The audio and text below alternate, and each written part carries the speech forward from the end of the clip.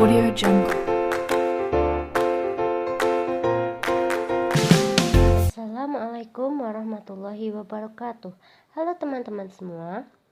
Perkenalkan, nama saya Rizky Safriani, NIM 18.0097.T dari Program Studi Sarjana Fisioterapi semester 4, Universitas Muhammadiyah Pekajangan Pekalongan. Baik, pada video kali ini saya akan menyampaikan mengenai mengetahui dan menganalisa sistem endokrin dan adaptasi endokrin pada saat latihan. Baik, langsung saja simak video berikut ini. Selamat menyaksikan. Sistem endokrin. Apa sih sistem endokrin itu? Sistem endokrin adalah sistem yang mengatur dan menghasilkan hormon yang dibutuhkan oleh tubuh manusia. Sistem endokrin juga berhubungan erat dengan sistem syaraf karena saling mengontrol satu sama lain. Selain menghasilkan hormon, sistem endokrin juga berfungsi untuk mengontrol aktivitas kelenjar, merangsang pertumbuhan jaringan, mengatur metabolisme, oksidasi, dan absorpsi, dan mempengaruhi metabolisme lemak, protein, vitamin, hingga mineral. Pada sistem endokrin, ada beberapa macam kelenjar yang ada pada organ manusia. Yang pertama, ada kelenjar hipofisis atau kelenjar pituitari. Kelenjar hipofisis atau kelenjar pituitari merupakan salah satu bagian kelenjar endokrin yang terletak di dasar tengkorak dan memiliki peranan penting dalam mensekresi hormon. Kelenjar hipofisis atau kelenjar pituitari terdiri dari 3 lobus, yaitu lobus anterior, lobus intermedial, dan lobus posterior. Yang kedua ada kelenjar tiroid. Kelenjar tiroid terletak di depan leher. Strukturnya terdiri dari sejumlah besar vesikel-vesikel yang dibatasi oleh epitelium silinder, disatukan oleh jaringan ikat sel-sel yang mengeluarkan sera atau cairan yang bersifat pekat. Kelenjar ini menghasilkan hormon tiroid. Pembentukan hormon ini memerlukan zat iodium dan dikontrol oleh TSH atau thyroid stimulating hormone. Kelenjar ini berfungsi untuk mengatur hormon atau mengatur metabolisme dalam tubuh, meningkatkan sintesa protein, meningkatkan enzim intrasel, meningkatkan jumlah dan ukuran mitokondria, dan meningkatkan gluconeogenesis dan glikolisis. Yang ketiga ada kelenjar paratiroid. Kelenjar paratiroid terletak di setiap sisi kelenjar tiroid yang terdapat di dalam leher. Kelenjar ini berjumlah 4 buah yang tersusun berpasangan dan menghasilkan hormon paratiroid yang berfungsi untuk mengatur metabolisme kalsium dengan meningkatkan absorpsi kalsium di saluran pencernaan. Yang keempat ada kelenjar timus. Kelenjar timus terletak di dalam mediastinum di belakang osternum atau di dalam toraks tertinggi bifurkasi trakea. Terdiri dari 2 lobus dan warnanya kemerah-merahan. Kelenjar timus biasanya hanya dijumpai pada anak-anak di bawah 18 tahun. Kelenjar timus berfungsi menghasilkan limfosit.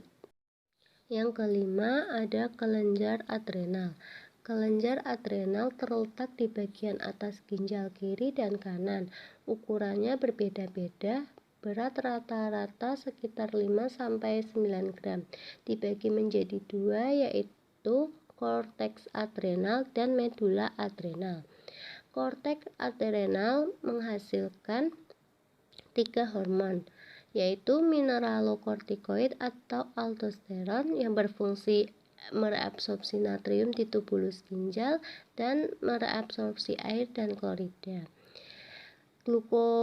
Yang kedua glukokortikoid atau kortisol yang berfungsi memetabolisme glukosa, lemak dan protein serta meningkatkan metabolisme atau gluconeogenesis.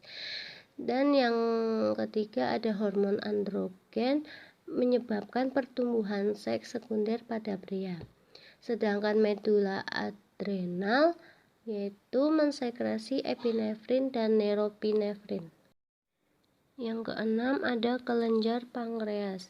Kelenjar pankreas terletak pada belakang lambung di depan vertebra lumbal 1 dan 2, berbentuk oval terbesar di seluruh pankreas, yang terdapat pada bagian kauda pankreas.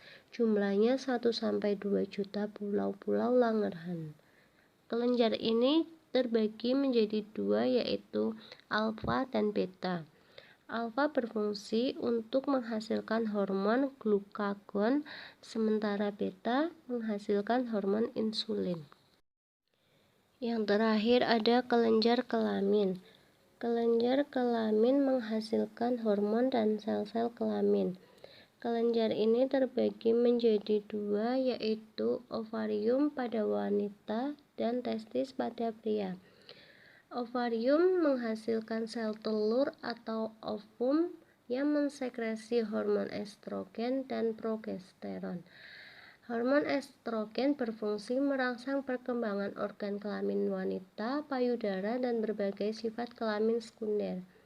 Sedangkan hormon progesteron berfungsi merangsang sekresi cairan uterus oleh kelenjar endometrium uterus dan membantu meningkatkan perkembangan aparatus sekretorik payudara. Estrogen dan progesteron diatur oleh FSH dan LH pada siklus menstruasi wanita. Sedangkan testis pada pria menghasilkan hormon testosteron dan sel sperma yang berfungsi sebagai pembentuk seks sekunder atau alat kelamin pria dan meningkatkan anabolik protein dan menghambat katabolisme protein. Dari penjelasan video tadi, saya menjelaskan pengertian sistem endokrin dan macam-macam kelenjar pada sistem endokrin. Nah, sekarang di sini saya akan menjelaskan tentang adaptasi sistem endokrin pada saat latihan. Sistem endokrin dan sistem syaraf merupakan dua sistem organ yang berperan besar terhadap respon dan adaptasi. Kedua sistem tersebut bekerja untuk mengatur kecepatan aktivitas kimiawi sel di berbagai jaringan. Sistem syaraf akan merespon lebih cepat terhadap perubahan homeostasis seluler dibanding dengan sistem endokrin. Walaupun sistem endokrin merespon lebih lambat, seringkali lebih besar dan lebih lama. Sebab efek pengaturan endokrin pada fungsi sel sangat luas. Diperkirakan perubahan fungsi endokrin inilah yang bertanggung jawab terhadap berbagai respon dan adaptasi fisiologis terhadap pelatihan olahraga. Mekanisme aksi endokrin biasanya berbentuk 3, yaitu yang pertama perubahan kecepatan sintesis enzim protein, yang kedua perubahan kecepatan sintesis molekul, misalnya CAMP atau prostaglandin yang kemudian mengubah aktivitas enzim atau permeabilitas membran sel terhadap substansi yang penting, dan yang ketiga perubahan permeabilitas membran sel. Kemudian perubahan konsentrasi hormon sangat sulit diinterpretasikan karena konsentrasi hormon sewaktu-waktu dipengaruhi oleh berbagai variabel seperti kecepatan kelenjar dalam memproduksi hormon, kecepatan perusakan hormon oleh enzim di hati, ginjal, dan jaringan lain, kecepatan ambilan hormon oleh jaringan, dan perubahan volume darah. Dari fakta tersebut, dapat disimpulkan bahwa peningkatan konsentrasi hormon selama pelatihan olahraga dapat diinterpretasikan sebagai peningkatan produksi, pengurangan destruksi. Baik, itu saja dari saya video tentang mengetahui dan menganalisa sistem endokrin dan adaptasi sistem endokrin pada saat latihan. Semoga bermanfaat, kurang lebihnya mohon maaf. Wassalamualaikum warahmatullahi wabarakatuh. Terima kasih teman-teman semua. Audio Jungle.